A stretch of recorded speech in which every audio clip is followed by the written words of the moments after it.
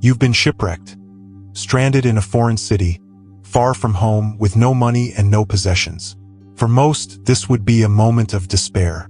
But for Zeno of Cyprus, it became the unlikely beginning of a legacy that would echo through the centuries. Once a wealthy merchant, Zeno lost everything when his ship went down near Athens around 300 BCE. With no clear direction, he wandered into a bookshop. There, he stumbled upon writings about Socrates, words that sparked a curiosity that would redefine his life. That chance encounter led Zeno to study under the city's philosophers. And eventually, he began teaching ideas of his own. Out of that journey, Stoicism was born, a philosophy rooted in virtue, reason, and self-mastery. The name Stoicism comes from the Stoa Poikile, a painted colonnade in Athens where Zeno and his students met for deep conversation.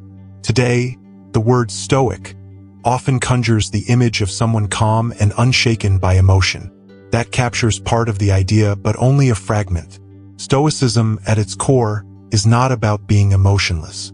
It's about clarity, strength, living with intention in a world full of uncertainty. The Stoics believed that life unfolds through a vast network of cause and effect, a rational structure they called logos. While we may not control what happens to us, we always control how we respond. Instead of chasing utopias, the Stoic deals with reality head-on, striving for personal excellence through 4 cardinal virtues. Practical wisdom, the ability to navigate life with reason, awareness, and calm judgment. Temperance, the discipline to practice balance and self-restraint. Justice, treating others fairly, even when it's inconvenient or difficult.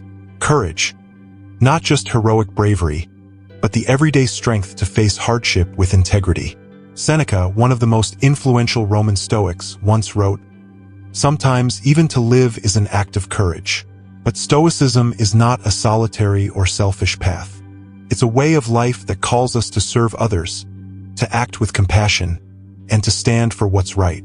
At a time when Roman law reduced people to property, Seneca spoke out for the dignity of slaves. He believed, as all true Stoics do, that we are bound by a shared human spirit. And contrary to what some might assume, Stoicism doesn't teach us to retreat from the world. It challenges us to engage with it, fully, wisely, and virtuously. Marcus Aurelius, Emperor of Rome and one of history's greatest Stoic minds, leaned on this philosophy during his 19-year reign. He led through plagues, wars, and personal loss. Yet in his private journals, later published as meditations, he wrote not of conquest, but of character, discipline, and humility. Centuries later, those same writings would guide Nelson Mandela through 27 years of imprisonment. Inspired by the Stoic principle of inner freedom, Mandela emerged not bitter, but resolved to heal a divided nation and pursue justice through reconciliation. Though the formal school of Stoicism faded long ago, its wisdom has endured. Thinkers like Thomas Aquinas drew on its emphasis on virtue. Its ideas echo in Buddhism's pursuit of mental stillness. And the insights of Epictetus, another great Stoic, live on in modern psychology. It's not events that disturb us, he taught, but our judgments about them. That insight laid the foundation for approaches like rational emotive behavior therapy, which helps people reshape their thinking to overcome suffering. In a chaotic world, Stoicism offers a compass, not to escape life, but to meet it with purpose, presence, and power. This Stoic idea that our suffering often stems not from events themselves, but from how we interpret them, continues to shape modern psychology. A powerful example is Viktor Frankl's logotherapy. A survivor of the Nazi concentration camps, Frankl developed his approach from first-hand experience with unimaginable hardship. Like the Stoics, he believed that even in the darkest conditions, we are not powerless. We can choose how we respond. We can choose meaning. Logotherapy is grounded in the belief that the will to find purpose is the central force in human life.